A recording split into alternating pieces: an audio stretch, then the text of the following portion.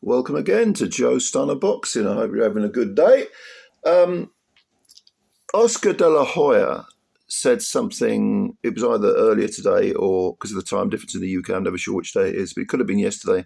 He was talking about Devin Haney, and he said that Haney is a shot fighter.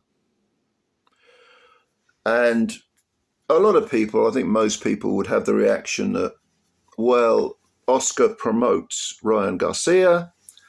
Despite all the trials and tribulations, he's stuck by Garcia and Garcia is still with him. Why would you say that about Devin Haney? He's a shot fighter. I mean, okay, he got beaten up badly, floored several times by Ryan Garcia, but that was a year ago. He's coming up to a fight with Jose Carlos Ramirez. That's going to be in May, 2nd of May, I think it is. So he's still in the game. What are you talking about, shot fighter? Especially when you consider that if you go back 2 fights, like the fight before the Garcia fight, he fought Regis Prograis. Regis didn't win a round. And he completely whitewashed him. And then prior to that, he beat Lomachenko. And a lot of people say, well, Lomachenko won that fight. But it was a close fight. And that's Lomachenko in the fight. That was Prograis and the Lomachenko fights were in 2023. The only fight he had in 24 was the Garcia defeat. And in 2022, he went over to Australia twice, beat George Kambosos.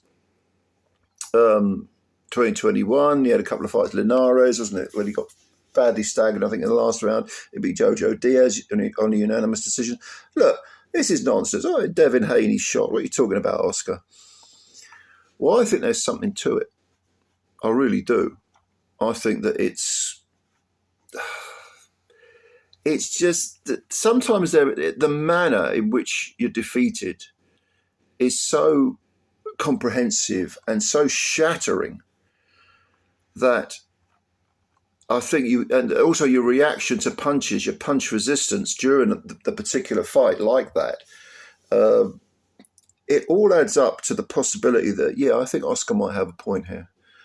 And we'll know when Haney gets back in the ring against Ramirez. And it sounds nonsensical to say after one defeat, because I am how many times on these videos have I said, I don't care about defeats? I really don't. It's how you come back. But the manner in which Haney was smashed up and showed immense courage, fortitude, but nevertheless, he soaked up so much punishment. It wasn't like it was a clean knockout. He was concussed for a while, and then, concussion's a bad thing. If you've ever had it, you know that it takes a long while to fully recover, if indeed you ever 100% recover, because brain cells are not replaceable.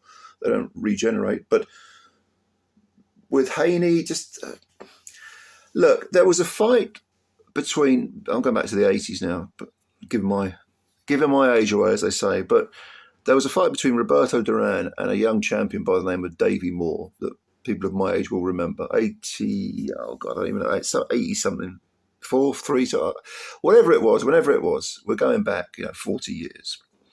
But it always sticks in my mind as one of the worst beatings I've ever seen any fighter take, because Roberto Duran was considered washed up. He lost to Kirkland Lang and humiliated by Leonard in their return, and he was considered a name. So the young gun, Davey Moore, took him on. This was at light middleweight.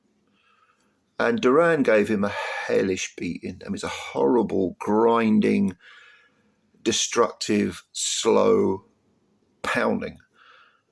And stopped Moore. Moore was just so badly beaten up.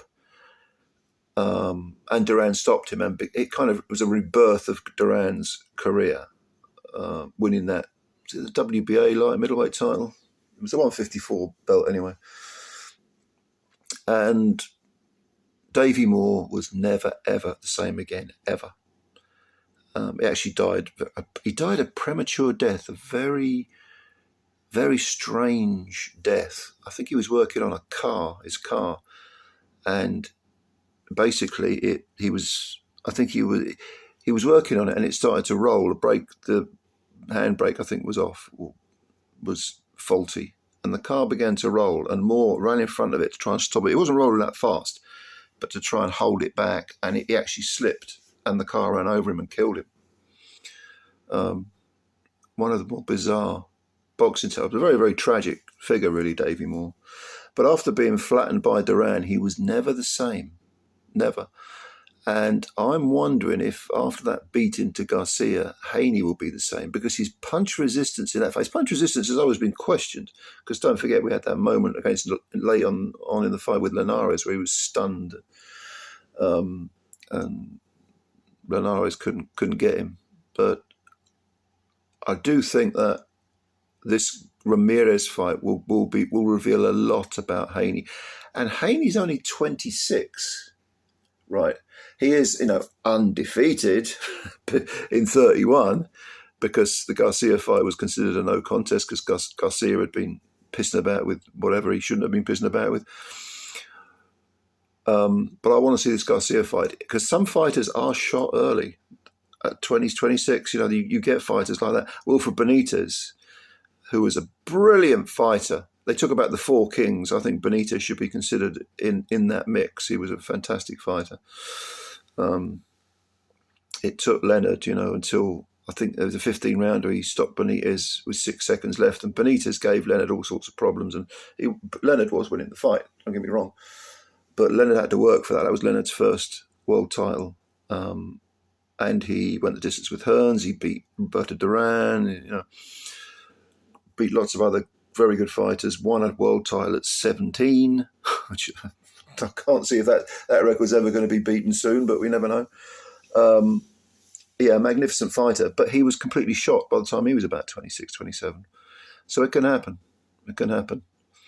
And even though I hope I'm wrong, I think we might see a very depleted Devin Haney when he comes back.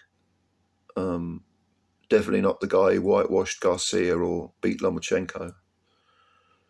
And I actually, contrary to what a lot of people feel about Devin Haney, I like what he's done in his career. He undisputed at lightweight, never ducked anyone, went to Australia twice to beat Kambosos, who was coming off that brilliant win over Teo Lopez. And the other fighters I've mentioned on the way up, he was fighting good people like Jojo Diaz and Linares, and I think he had a duck no one attitude, which I really admire. So I hope I'm wrong, but I've got a feeling we've seen the best of Devin Haney. Let's put it that way. All right, what do you feel? Do you feel the same? Let me know. Give me your comments below. And thank you very much for watching this video. As always, please subscribe to the channel if you're new and hit the like button and help the channel out. That would be great. And looking forward to reading your comments. Ladies and gentlemen, I'll catch you later, and bye for now.